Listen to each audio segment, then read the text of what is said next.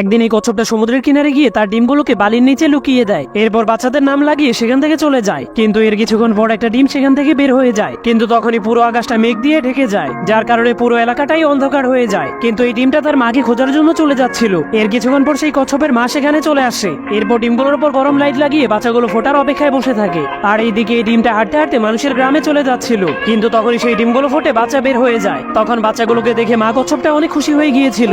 এরপর বাচ্চাগুলোকে নিয়ে সেখান থেকে চলে যাচ্ছিল। কিন্তু তখনই তার মনে পড়ে সে 4টি ডিম পেড়েছিল। তখন একটি বাচ্চাকে খুঁজে না পেয়ে সে জোরে জোরে চিল্লাতে শুরু করে দেয়। এরপর সেখানে গিয়ে বালুগুলোকে সরিয়ে বাচ্চাটাকে খুঁজতে শুরু করে দেয়। সে তার বাচ্চাটাকে খোঁজার জন্য সেখানে জেসিবি নিয়ে এসেছিল। কিন্তু তবুও সে তার 4 নাম্বার ডিমটাকে খুঁজে পায় না। আর অন্যদিকে সেই ডিমটাকে খাওয়ার জন্য কুকুর আর মুরগি আক্রমণ করে দিয়েছিল। তাদের আক্রমণ থেকে বাঁচার জন্য কচ্ছপের ডিমটা আবারও সেই জায়গায় পৌঁছে যায়। তখনই কচ্ছপ তার ডিমটাকে বাঁচানোর জন্য কুকুর আর মুরগিকে জেসিবি দিয়ে আটকে দেয়। এরপর গরম লাইটের সাহায্যে তার বাচ্চাটাকে ডিম থেকে বের করে দেয়। এই সবগুলো কবুতর আর্মিতে চাকরি নেওয়ার জন্য তাদের শরীরের মাপ দিচ্ছিল। কিন্তু এই ছোট্ট কবুতরটাও আর্মিতে চাকরি নিতে চায়, কিন্তু তার ওজন এবং উচ্চতা কম হওয়ার কারণে তার চাকরি হবে না। এই জন্য সে মন খারাপ করে সেখান থেকে চলে যেতে শুরু করে। কিন্তু তখনই সে অনেকগুলো বেলুন দেখতে পায়। এরপর সে একটা বেলুনকে মুখের মধ্যে ঢুকিয়ে তার মধ্যে হাওয়া ভরতে শুরু করে, যার কারণে তার পুরো শরীরটাই ফুলে যায়। এরপর সেও তার বডিকে মাপ দেওয়ার জন্য চলে যায়। কিন্তু তার বডি মাপার সময় আর্মি অফিসার তার চালাকি বুঝে ফেলে। এজন্য সে একটি কলম নিয়ে তার পাছায় কত মেরে বেলুনটাকে ফাটিয়ে দেয়। এই জন্য ছোট কবুতর আবারও মন খারাপ করে সেখান থেকে চলে যায়। কিন্তু তখনই সে দেখতে পায় একটা শকুন একটা আর্মি কবুতরকে আক্রমণ করে দিয়েছে।